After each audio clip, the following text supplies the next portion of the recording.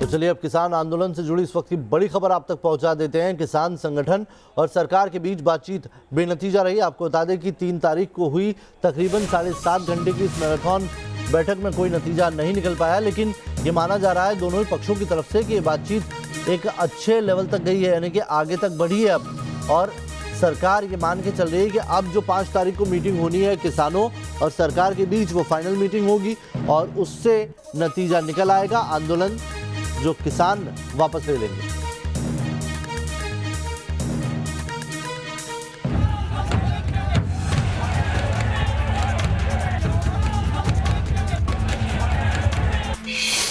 चौथे दौर के बाद भी आंदोलन पर डटे किसान। 7.5 घंटे की मीटिंग का नहीं निकला नतीजा। सरकार से बैठक से पहले किसान बनाएंगे रणनीति।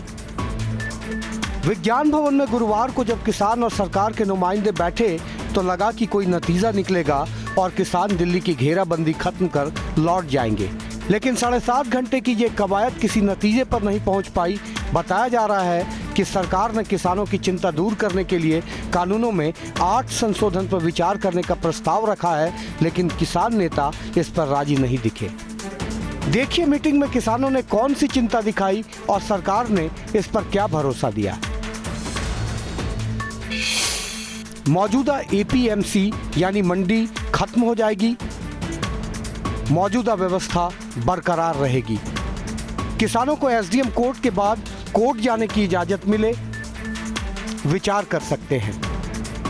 प्राइवेट मंडी में पैन कार्ड के बजाय व्यापारियों का ठोस रजिस्ट्रेशन हो, विचार करेंगे। किसानों की जमीन कॉरपोरेट छीन लेंगे, करार जमीन के साथ नहीं फसल के लिए होगा। एमएसपी की गारंटी देने के लिए कानून बने। एमएसपी की मौजूदा व्यवस्था आगे भी चलती रहेगी। एमएसपी की मौजूदा लिस्ट बढ़ाई जाए, आलू प्याज जैसी फसल जोड़ सकते हैं। किसान नेताओं का दावा है कि मीटिंग में सरकार ने मौजूदा कानूनों में कई खामियों को खुद ही मंजूर कर लिया है। आज खुलकर बहस हुई है, इतना लंबा समय मीटिंग चली है। उस बैठक में सरकार को कम से कम इस बात पे आज देश का किसान, देश का हर व्यक्ति सफल हुआ है कि जो सरकार कह रही थी कि ये बहुत बढ़िया है, वो सरकार ने आज मान लिया कि इन कानूनों में अपने आप खुद उनका जो एग्रीकल्चर मिनिस्टर है वो मानता है कि इसमें 9 गलतियां हैं। अगर 9 गलतियां तो वो मान गया, लेकिन हम कह रहे हैं कि पूरे का पूरा कानून ही गलत है। सबसे बड़ी बात ये है। उधर सरकार कह रही है कि मीटिंग में किसानों के साथ कई मुद्दों पर सहमति बनी। इस पर 5 दिसंबर को 12 बजे एक बार फिर विज्ञान भवन में बैठक बुलाई गई है। भारत सरकार ने हमेशा यह कहा है कि किसानों के साथ हम खुले मन से बातचीत करने को तैयार हैं और लगातार भारत सरकार चर्चा में है। तो स्वाभाविक रूप से जब खुले मन से बातचीत करने को तैयार हैं तो किसान को अगर कहीं परेशानी है तो उस परेशानी का निराकरण करना भी हमारा दायित्व है और इसलिए जो बिंदु निकले हैं उस पर सरकार कल विचार करेगी।